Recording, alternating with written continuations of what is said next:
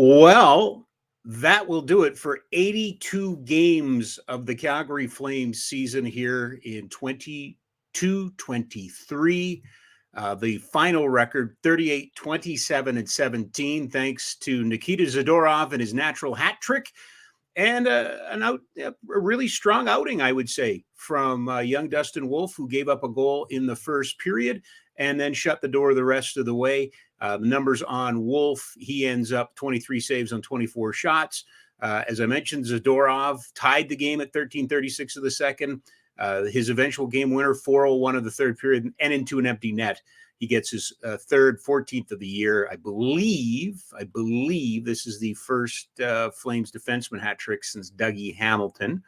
Not surprising there. Hey, welcome. It is Afterburner. I guess I should tell you. I am not Ryan Pinder. I am not Dean Mulberg, and I'm certainly not Rhett Warner. Those gentlemen are off tonight. I'm going to handle the final. My name is Rob Kerr. I know who I am. You know who you are. I host a little program on Monday, Wednesdays, and Fridays on the Nation Network, and every once in a while I've jumped in and substituted on Afterburner. So you got me tonight as we wrap up what is a extremely disappointing season for the Calgary Flames. I think that goes without saying. We can certainly talk about this game. We should make mention of it because there was some significance from the standpoint of the young guys playing. Zadorov with a hat trick.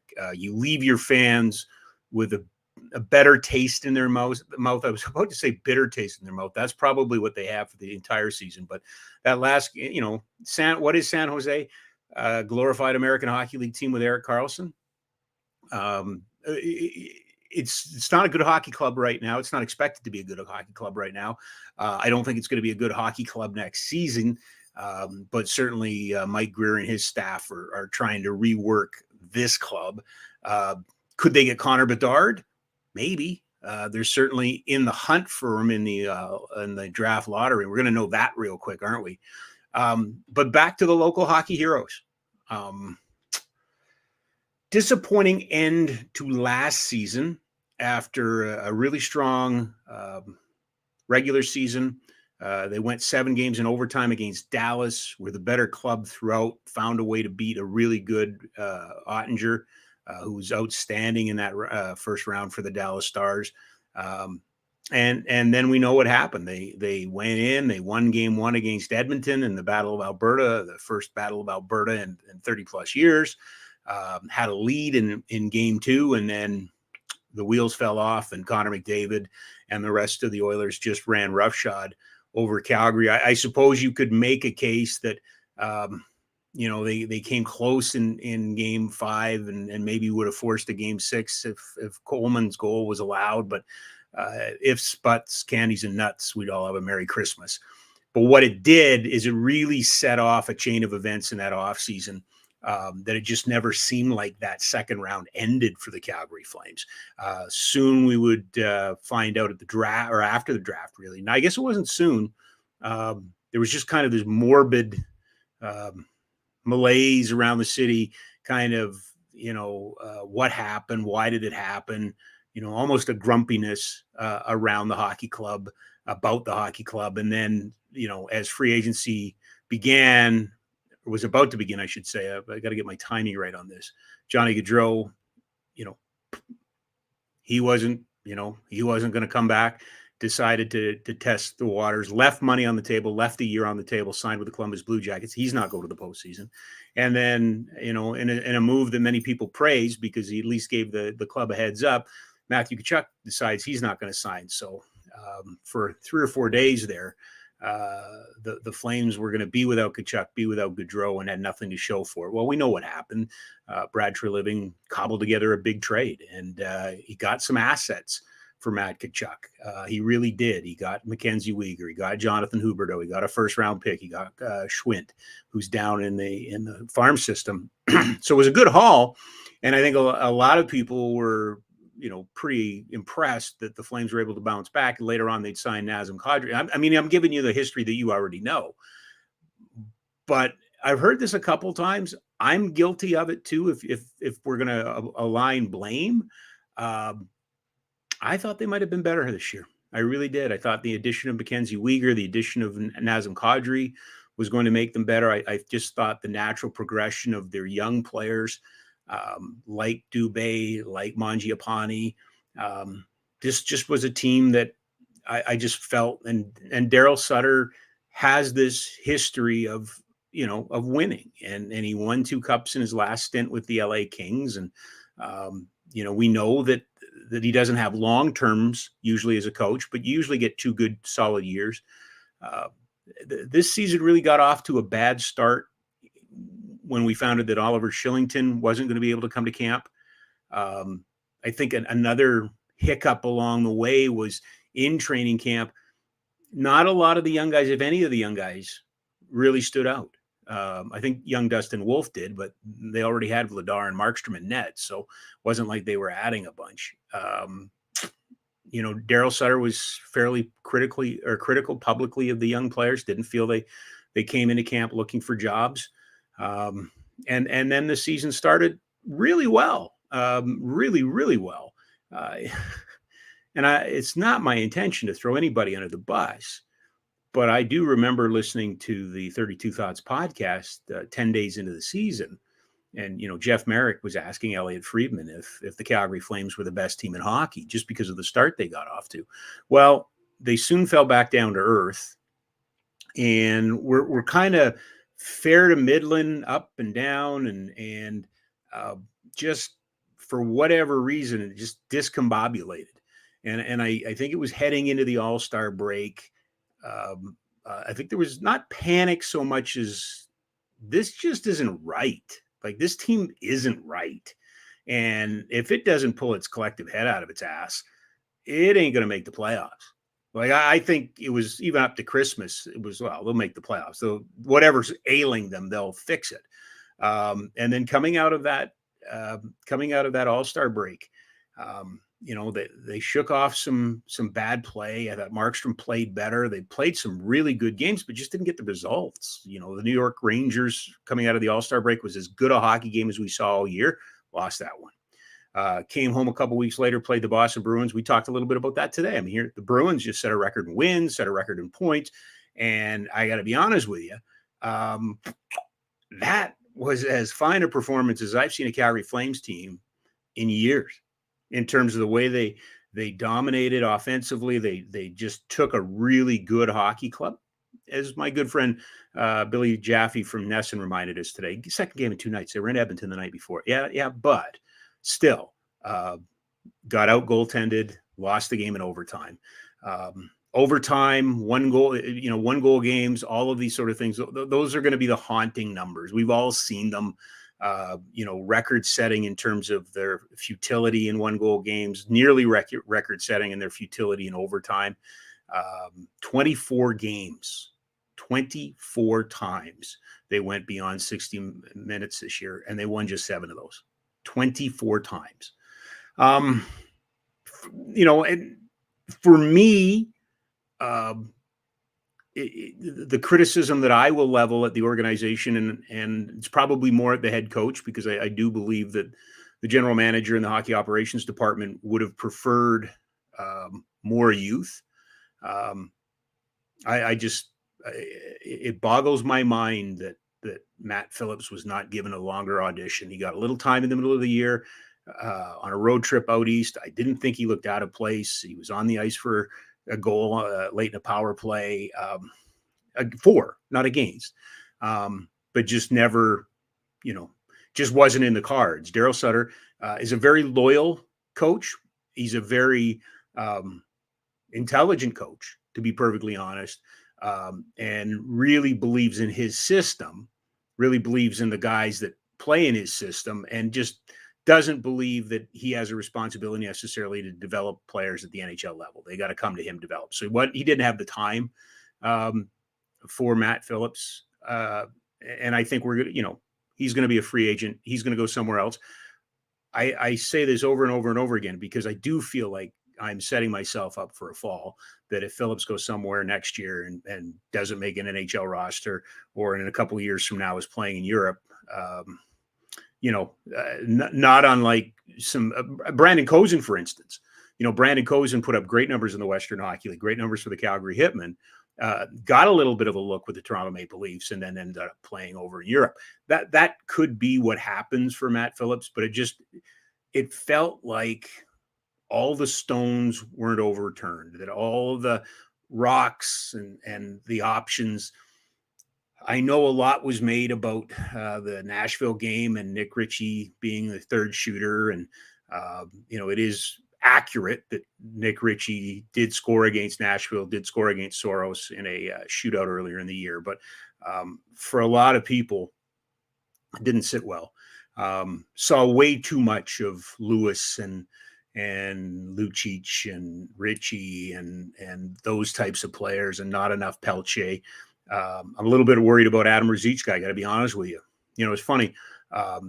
My program, just a game today, we had Marco Carducci in, and Marco was the keeper with the Cavalry FC, and he had the opportunity this offseason to explore going somewhere else. Now, we got to be really careful how we say this. He could have probably gone to the MLS, but he would have backed up, right? So, he chose to stay and play because that was important for his development. Connor Mackey just sat at the end of the bench all year long and eventually got traded to Arizona. Adam Ruzicka had a great stretch and then came out of the lineup. Pelche, great stretch and then came out of the lineup. You hire a coach to run your bench. You hire a coach to make those decisions. No problem. And I would never put myself anywhere close to having a clue of what Daryl Sutter knows in terms of coaching. Stanley Cup. He's going to be a Hall of Famer. One day, Daryl Sutter will have his name as a coach in the Hall of Fame. I believe that. But whatever this was this year, didn't work. It didn't. And normally, I'm not in the room. I'm not covering the team day to day. Normally, I would probably have taken more of a hands-off approach, and I don't know what's going on. I really don't. But reporting from the likes of Frank Saravelli of Daily Faceoff, Elliot Friedman of the 32 Thoughts podcast, and Chris Johnston of Toronto Star and TSN, all of these guys were telling the same story. And it was always prefaced the same way. I like Daryl. I think he's a challenging guy sometimes to be around. He's very cut and dry, but I like him. He's always treated me well. He doesn't suffer fools. He can be blunt, maybe more blunt than really is allowed anymore. And Elliot Friedman said that, and Chris Johnson said that, and Frank Saravelli said that, and then followed up with, but the team and the coach are not on the same page. The coach and the general manager are not on the same page. There was it about halfway through the season, it was being reported by reputable sources that were, very comfortable going on national outlets and saying it's not a good room and it's not a good situation. And I think it's boiled over on a couple of occasions. I think they band-aided it up. I think they made a late push. As much as losing to Nashville in a shoot, it didn't matter because Winnipeg would go on and beat Minnesota the next day. It's all really a moot point. 24 times you went into extra time and you won 7 of those. 7. Not good enough. Not good enough.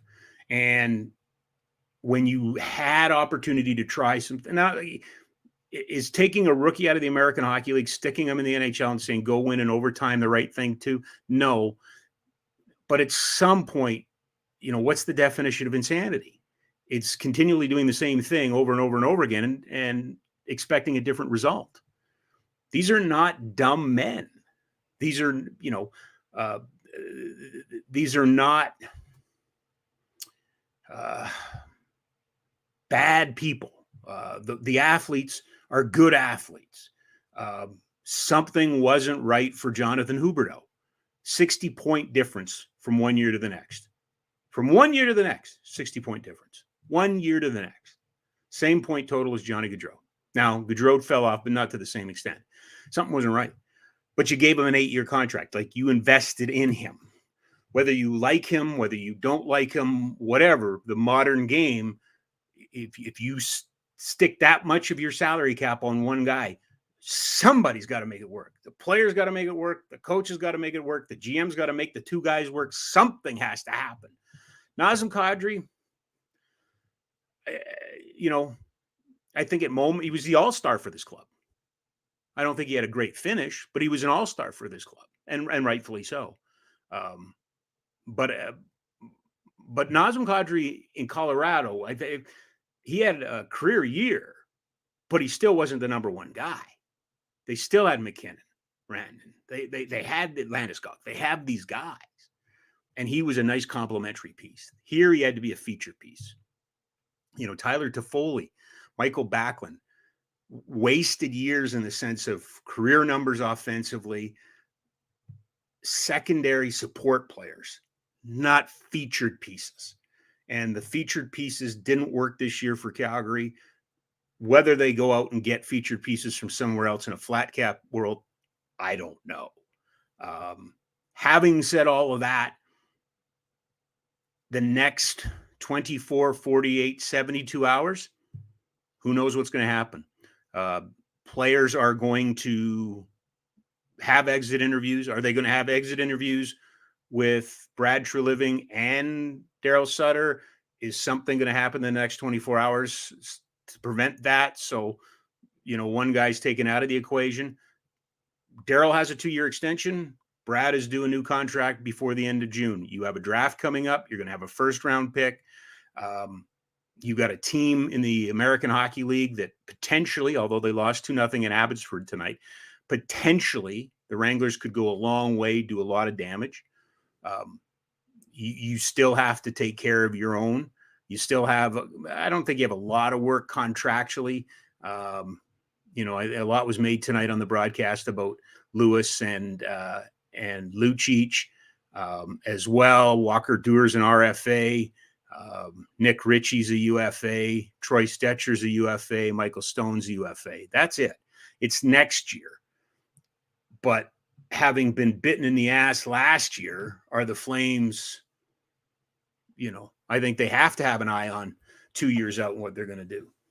For what it's worth, I thought Troy Stetcher was a really good pickup.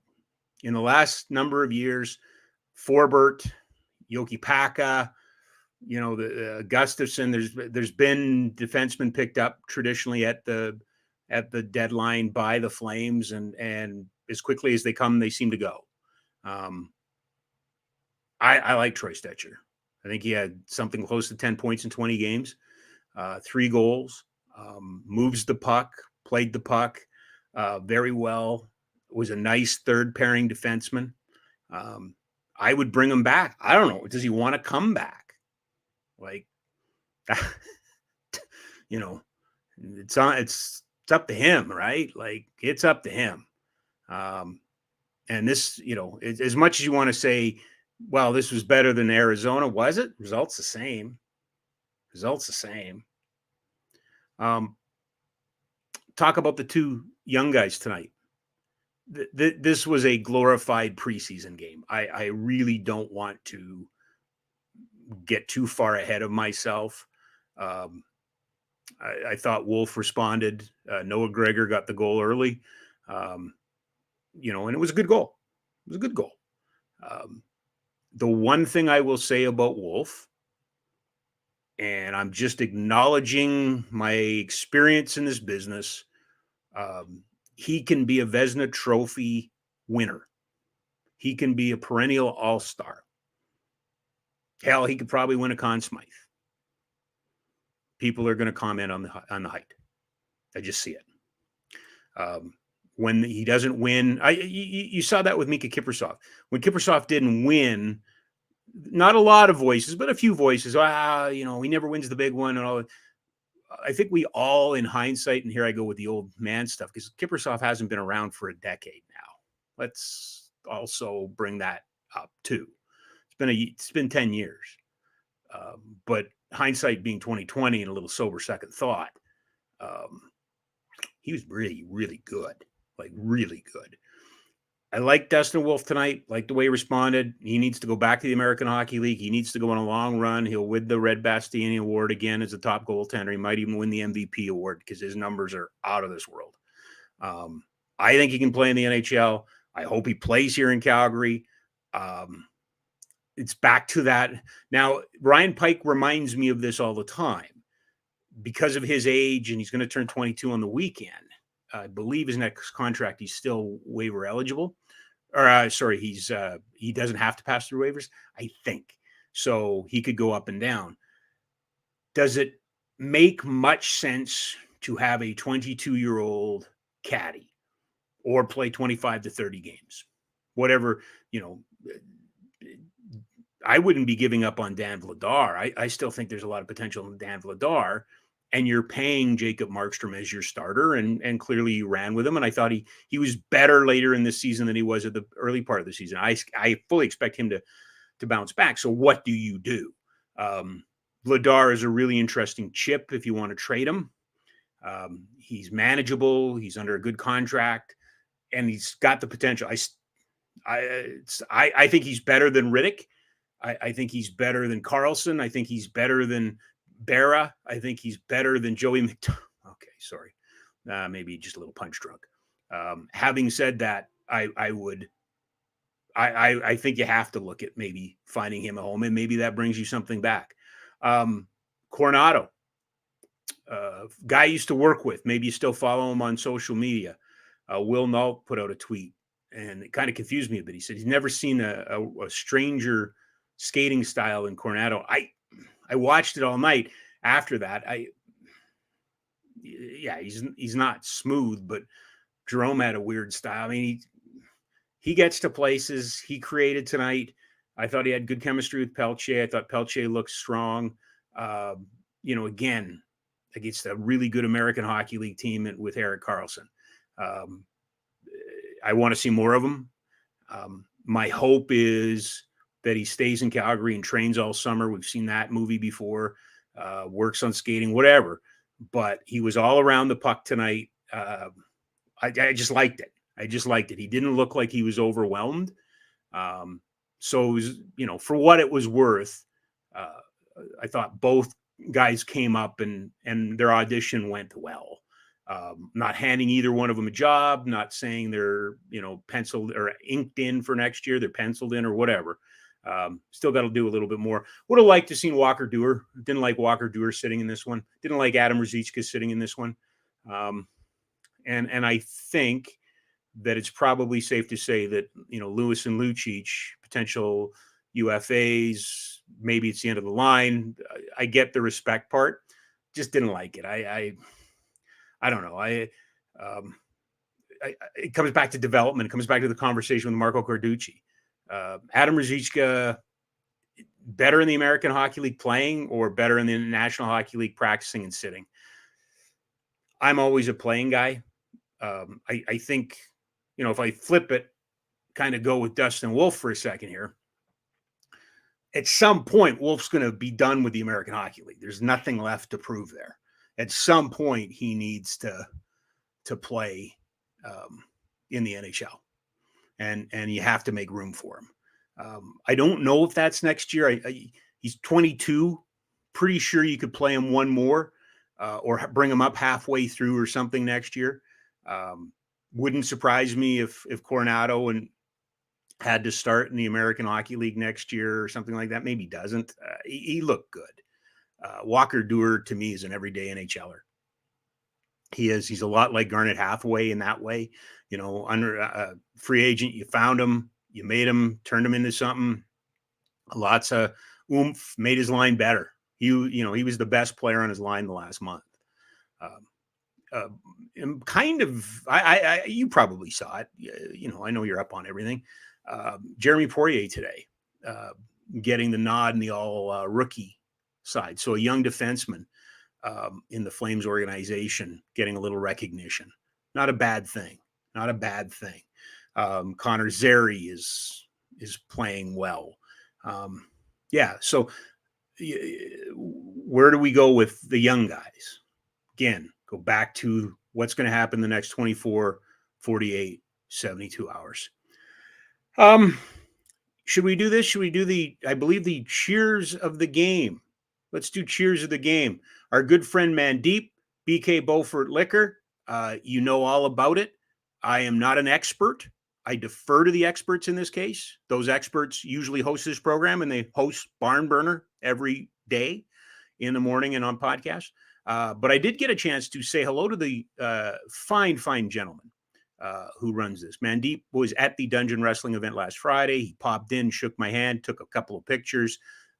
Really nice guy. I understand fully why we are completely in lockstep with BK Bowfort Liquor. I just good people. Check them out. Give them a call. Go down and see them. Cheers to the game. I'm going to give my cheers of the game. I'm going to do it a little different. Um, my cheers of the game are to two guys that I think had really good years wasted. Really good years wasted. One is Michael Backlund. I thought Backlund did everything that he could do for this team. Record season for him in points at north of 30. That very rarely happens in this league. He was really good. He remains really responsible. We can get into the whole conversation about the captain, and I have, and I will again, I'm sure. I think he should be the captain of this team. So he's one guy I'm going to give cheers to, and the second guy, and again, this is an achievement thing. This isn't a tonight thing. Rasmus Anderson shows up, battles, fights, wears his heart on his sleeve, answers to the media, has no problem sticking his neck out. He should be the next captain of this team.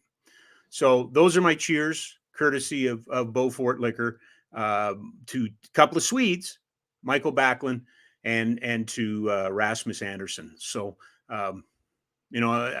Anderson's coming back. Backlund can come back, but he's one of those guys that's due a new contract in a couple of years.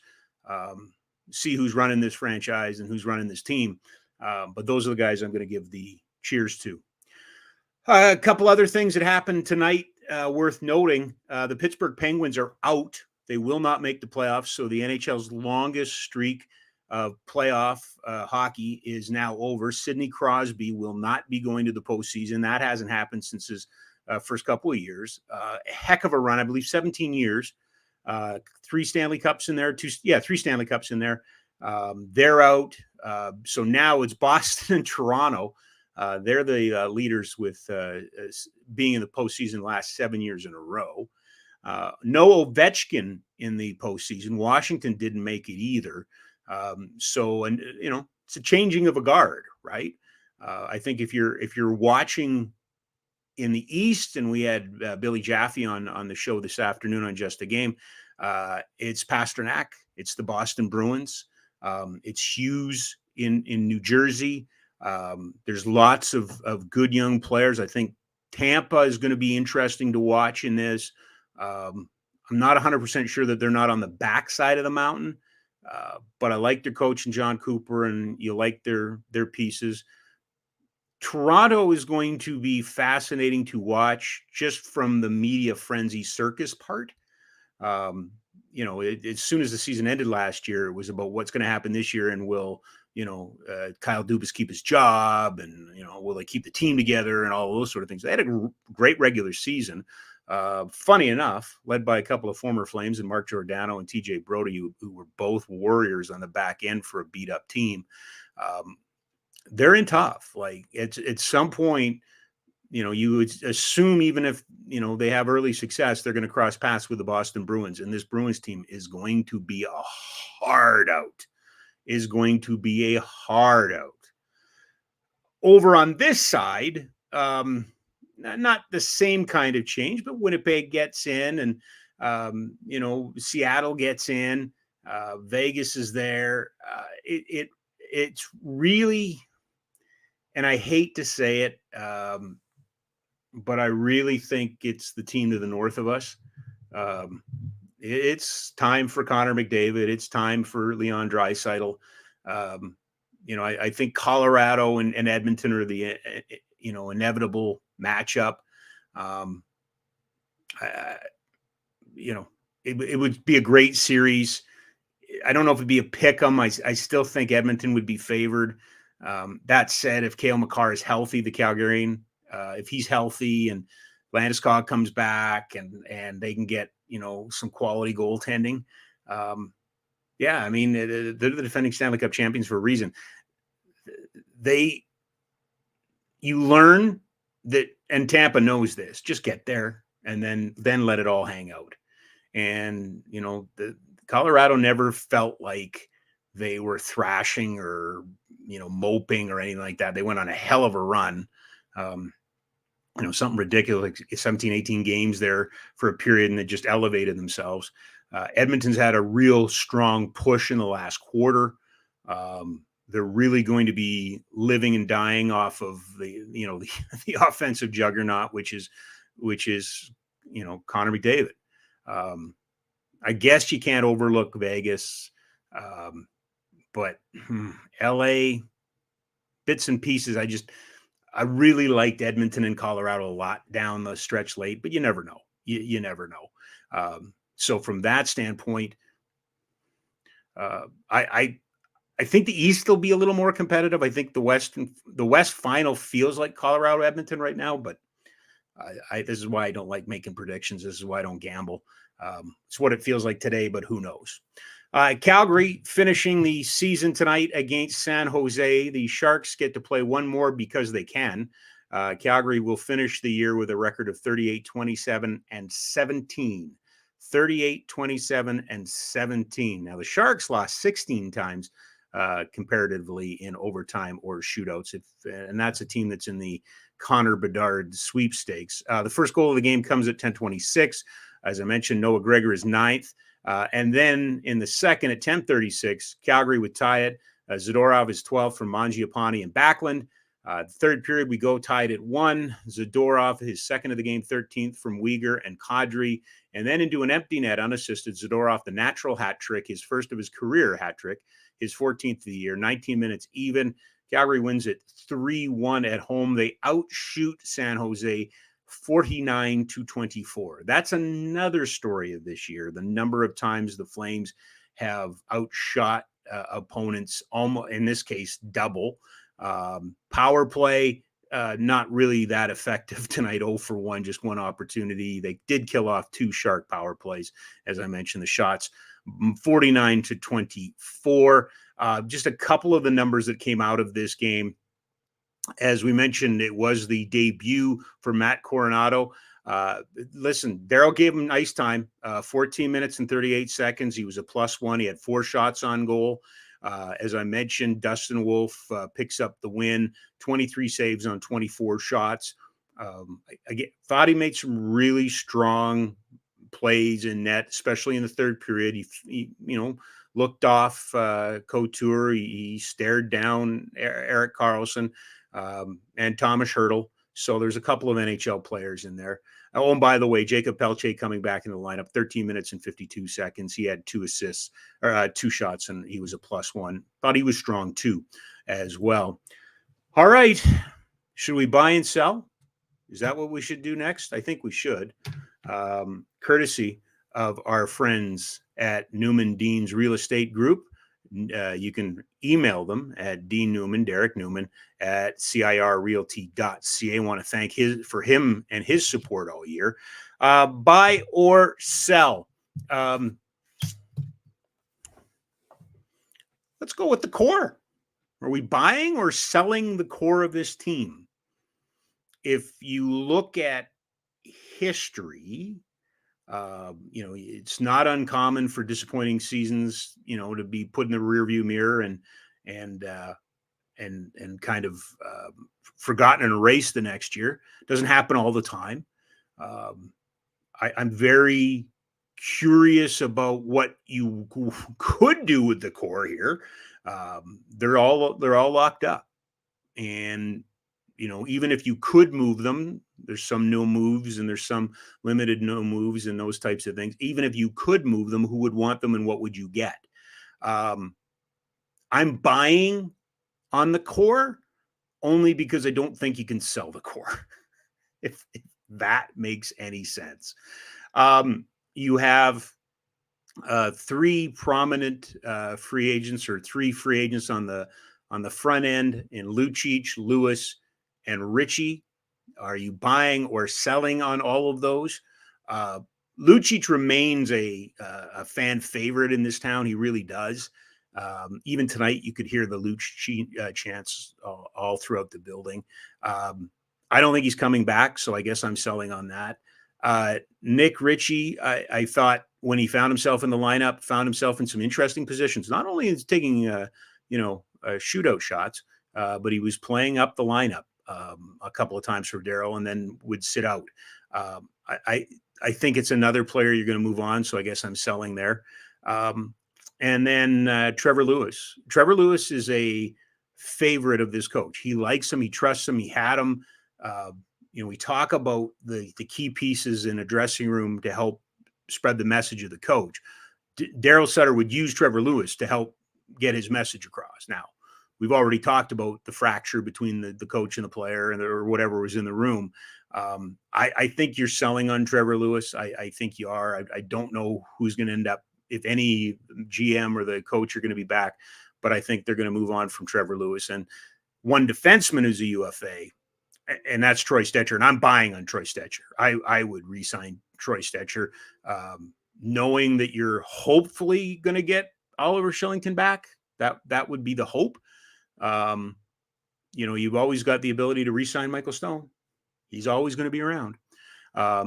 Having said that, Troy Stecher played well enough in Calgary that if he doesn't like it here, I think he's going to go somewhere else in a 32-team NHL and find some work. But I was really, really impressed with Troy Stecher. And the fact that trade happened with no draft picks involved, just bodies, I think bodes well. It's disappointing. I think we're going to look back on Juuso Välimäki being placed on waivers at the beginning of this year as a huge mistake. Not, overly enthralled with the Arizona Coyotes, but they did a good job down there making that team competitive. And he was, once Chychrun got moved, you could make a legitimate case that he was top pairing, if not the number one defenseman at times for them.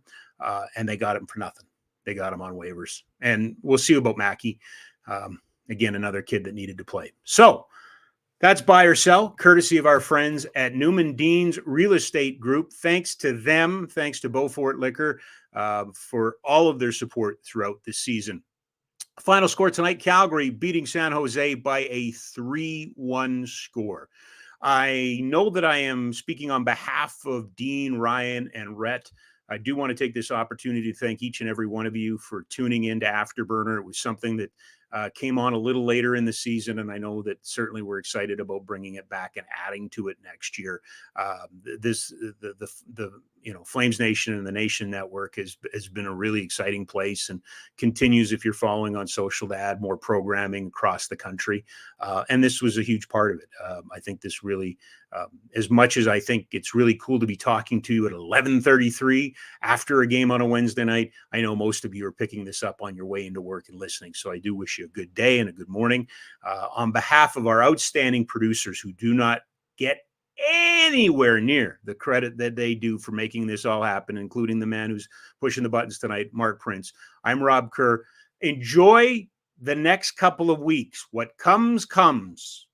We will certainly be breaking it down on Barn Burner. We will certainly be talking about it on Just a Game. We will certainly have coverage at FlamesNation.ca with Ryan Pike and the rest of the writers. And certainly Frank Saravelli and his crew at Daily Faceoff will also be all over it. So it's over. It's done. It was hot garbage. But a little brass here. Scientific, and we don't argue with science, makes everything feel a little bit better. Have a great evening, everybody, or a great morning, whatever it is for you. We'll see you back on Friday with Just a Game at 1:30 on Friday for one day only. Thanks, everybody.